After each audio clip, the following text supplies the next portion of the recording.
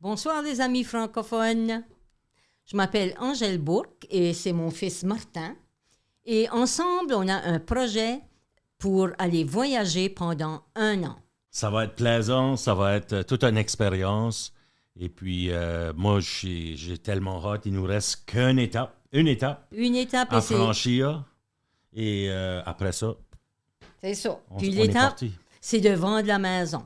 Martin a déjà vendu la sienne l'année dernière et moi, j'ai l'intention de la mettre sur le marché cette semaine. Ça a été une grosse semaine parce qu'on est dans la préparation pour la vente, puis ça prend beaucoup plus d'énergie et de temps qu'on s'attendait. Là.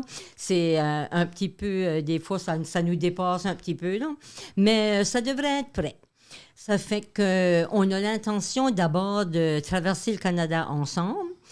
S'arrêter à plusieurs endroits en route. Il y a des gens qu'on connaît, des amis qu'on veut voir. Et puis. Et des gens qu'on veut rencontrer. Exactement, oui. Qu'on veut connaître pour la première fois. Oui, absolument. Peut-être certains d'entre vous. Ça fait qu'on a beaucoup travaillé dernièrement un blog, un vidéoblog aussi, vlog, bon, les plateformes, les médias, mais c'était surtout en anglais. On a pensé aujourd'hui de parler avec nos amis francophones, surtout qu'on l'est nous-mêmes. Et nous sommes des Acadiens. Alors, si vous ne savez pas ce que c'est, ce sont des Français qui sont venus s'installer dans la Nouvelle-France, dans l'est du Canada, le Nouveau-Brunswick, la Nouvelle-Écosse, île du Prince-Édouard. Bon, et puis, à un moment donné, l'Angleterre, dans les 1700, là, est venue, puis bon, ils nous ont dispersés. Sur des bateaux, séparés les familles, nous ont envoyés dans les États de la Nouvelle-Angleterre. Et puis, beaucoup de personnes, certaines personnes se sont cachées dans les bois, tout ça, et d'autres sont simplement revenus de la Nouvelle-Angleterre pour revenir s'installer en Acadie. Alors, c'est presque miraculeux que la culture et la langue ont pu continuer, ont survécu tout cela. Et puis, c'est ça. On a un accent qui est différent que, disons, le Québec ou même des régions comme Edmundston au nord de notre province. Bon, l'accent est différent. Au mois de mai 2024, j'ai eu ma 6e chirurgie à cœur ouvert. Et puis là, une fois que j'ai rétabli so much, j'ai commencé à appliquer pour des jobs. J'ai pogné une bonne job au fédéral. Mais malheureusement, le cours qui avait été organisé a dû être annulé pour des raisons administratives. Instabilité du gouvernement.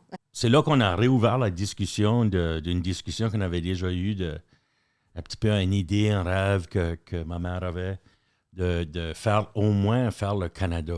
Pas se presser, tu sais, puis pas mettre de timeline définitive. On discutait de toutes sortes de choses, mais lorsque tout ce job-là n'a pas marché ou fonctionné, on s'est remis vraiment à discuter de nouveau comme sérieusement. Et puis, pour moi, c'était comme, regarde, je parle à mes enfants, je check de mon côté, mais si que, tu sais, moi, it's a go, là. Ça fait longtemps, moi, je suis jamais allée outre-mer, puis j'ai beaucoup rêvé d'aller en Europe, puis je suis tellement excitée que bientôt, ça arrivera, là. Et puis, c'est ça, Martin, depuis qu'il est jeune enfant, il était en défaillance cardiaque à 4 semaines. Il a été opéré pour la première fois à 7 mois et demi, après ça encore à 2 et demi, à 13, bon, puis sa 6e l'année dernière, comme il disait.